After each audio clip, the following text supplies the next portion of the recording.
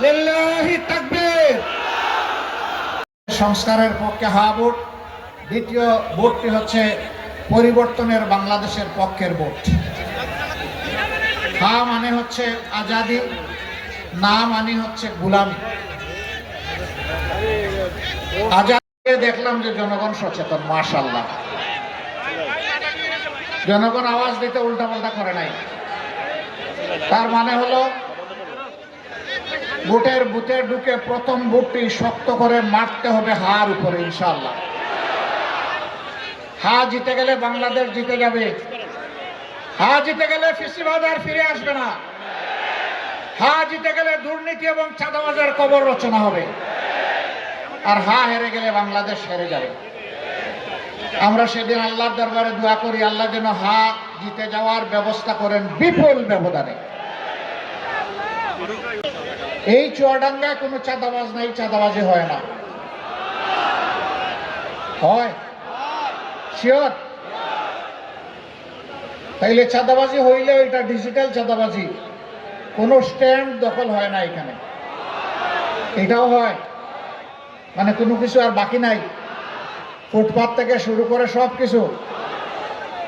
আপনারা কি চান চাঁদাবাজ, দখলবাজ, টেন্ডারবাজ, মামলাবাজ এই চুয়াডাঙ্গাকে গিলে খাক? এটা আপনারা চান? তাহলে কি করতে হবে? 24-এর 5 আগস্ট যেমন একটা বিপ্লব হয়েছিল, আবার 26-এর 12 ফেব্রুয়ারি একই ধরনের আর একটা বিপ্লব ঘটাতে হবে। সেই 24-এর বিপ্লবটা ছিল বুলেটের বিরুদ্ধে, এবারকার বিপ্লব হবে ব্যালটের মাধ্যমে। ইনসাফ কায়েম করার জন্য, দুর্নীতি মুক্ত বাংলাদেশ গড়ার জন্য, আধিপত্যবাদের কবল থেকে বাংলাদেশকে মুক্ত করার জন্য, চাঁদাবাজি এবং হয়রানিমূলক রাজনৈতিক পুরানা বস্তা পচা ব্যবস্থাকে তছনছ করে দেওয়ার জন্য আগামী এই নির্বাচনে 11 দল 22টি হাত আমরা একত্রিত হয়েছি। তার মানে এদেশের আপামর জনগণ একত্রিত হয়েছে। আমাদের স্পষ্ট বক্তব্য, বাবাজি দুর্নীতিবাজ, তোমাকে লাল কার্ড। বাবাজি তুমি চাঁদাবাজ, তোমাকেও লাল কার্ড। তুমি দখলবাজ, তোমাকেও লাল কার্ড। তুমি আমার মায়ের ইজ্জত রক্ষা করো না, তোমাকেও লাল কার্ড। তুমি শিশু আবাল বৃদ্ধ বনিতাকে সম্মান করো না, তোমাকে লাল কার্ড। এদেশে ফ্যাসিজমকে লাল কার্ড, চিরতরে লাল কার্ড। সম্মানিত ভাইয়েরা, একটু আগেই আজকের সভাপতি বলে গেছেন, কোন জায়গায় দিশেহারা কেউ কেউ জনগণের বুটে প্রত্যাখ্যাত এবং পরাজিত হওয়ার ভয়ে আমাদের 11 দলের পক্ষে যে সমস্ত মা বোনেরা নির্বাচনী ক্যাম্পেইনে যাচ্ছেন তাদের সাথে অমানবিক আচরণ করছে। এমন, তার কর্মীরা এমন, তার শুভাকাঙ্ক্ষীরা এমন, তাদেরকে যারা ভালোবাসে তারা এমন যে হিমালয় পর্বতের সামনেও তারা মাথা নত করে না। তারা শুধু মাথা নত করে আল্লাহ সুবহানাহু ওয়া তাআলার দরবারে। সুতরাং আমাদের ধৈর্যের পরীক্ষা নিও না। মনে রাখবা, আমাদের জীবনের চাইতে আমাদের মা বোনদের ইজ্জতের দাম আমাদের কাছে অনেক বেশি। সুতরাং বেয়াদবি করলে আগুনের ফুল কি দেখতে পাবো। কাউকে আমরা ছেড়ে কথা বলবো না। যুক্তি নিয়ে আসো, কর্মসূচি নিয়ে আসো, ভদ্রভাবে শান্তিপূর্ণভাবে নির্বাচনী মাঠে তোমার মতো করে তুমি খেলো। কিন্তু যদি ফেসিবাদী চেহারা নিয়ে কেউ আমাদের সামনে আসে, 24-এর ফেসিবাদকে এদেশের সম্মিলিত জনগণ, বিশেষ করে যুব সমাজ যেভাবে লাল কার্ড দেখিয়েছে, 12 তারিখ সেই লাল কার্ড দেখিয়ে দেওয়া হবে। আজকের যুব সমাজ আর বস্তা পচা রাজনীতি দেখতে চায় না।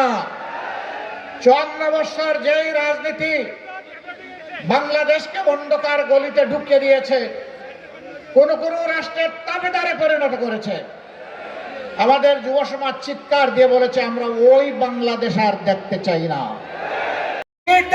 বুক দিয়েছিল, জানতো গুলি করলে দুনিয়া থেকে তাকে বিদায় নিতে হবে, কিন্তু গুলিকে পরোয়া করে নাই। শরীফ উসমান ইবনে হাদি 24-এর বিপ্লবের আরেক নায়ক, আধিপত্যবাদের বিরুদ্ধে এক বজ্র কণ্ঠ, কখনো আপোষ করে কথা বলে নাই। তাকে সহ্য করতে না পেরে দুনিয়া থেকে তাকে উঠিয়ে দেওয়া হয়েছে, কিন্তু মাথা নত করে নাই।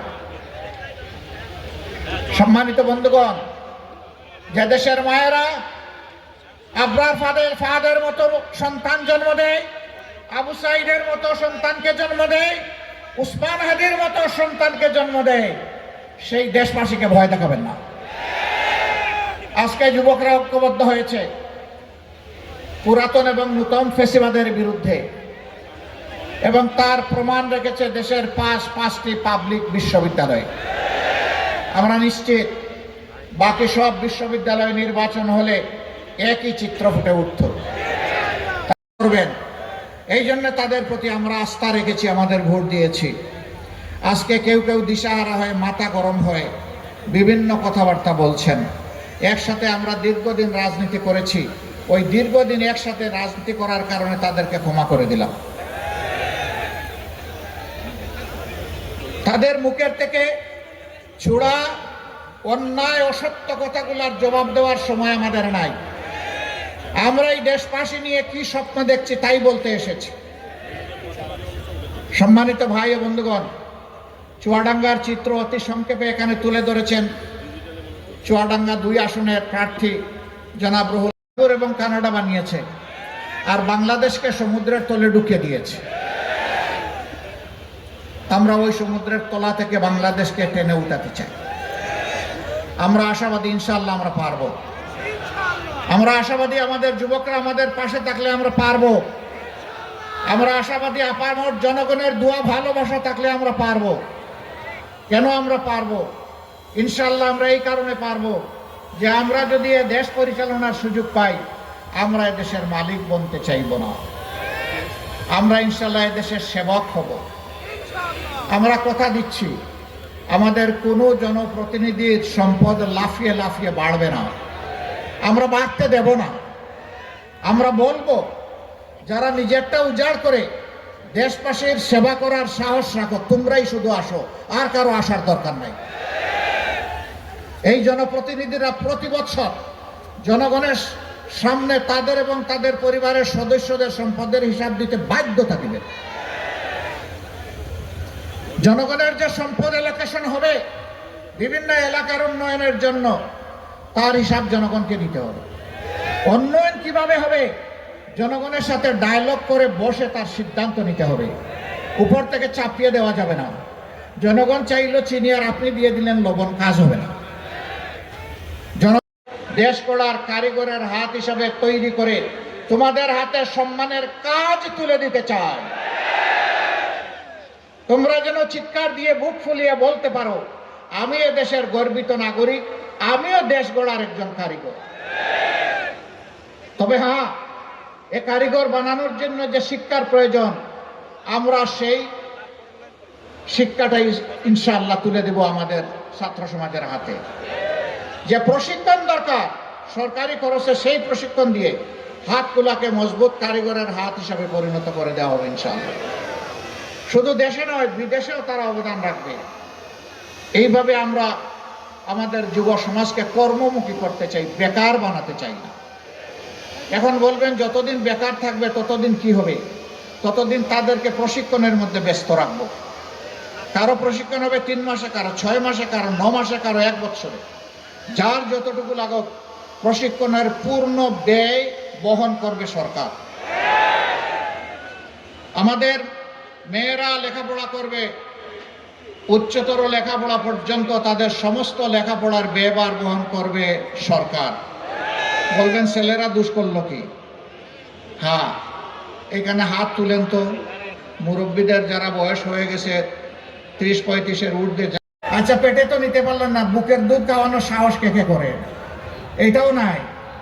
তাইলে মারা মায়েদের জায়গায় অতুলনীয়। যেই জাতি মায়েদেরকে সম্মান করবে সেই জাতির সম্মানের আসন আল্লাহ তাআলা তৈরি করে দেবেন। আমরা আমাদের মাদের সম্মান, মর্যাদা এবং নিরাপত্তা গড়ে চলাচলে, কর্মক্ষেত্রে 3 জায়গায় আমরা নিশ্চিত করব ইনশাআল্লাহ। নবীজি বলেছিলেন, কোরআনের ভিত্তিতে যে রাষ্ট্র গঠিত হলো, এই রাষ্ট্রের সানা থেকে হাজারামত 3500 মাইল। একজন তরুণী যৌবনের সমস্ত সৌন্দর্য নিয়ে একা একই রাস্তা অতিক্রম করবে, আল্লাহ ছাড়া সে আর কাউকে ভয় করবে না। আমরা সেই নিরাপদ সমাজ মায়েদের জন্য গড়তে চাই। নবীজি বলেছিলেন, খায়রুল কুরুনি কারনি সুম্মাল্লাযীনা ইয়ালুনহুম সুম্মাল্লাযীনা ইয়ালুনহুম। আমার যুগ সর্বশ্রেষ্ঠ, এর পরের যুগগুলা কাছাকাছি।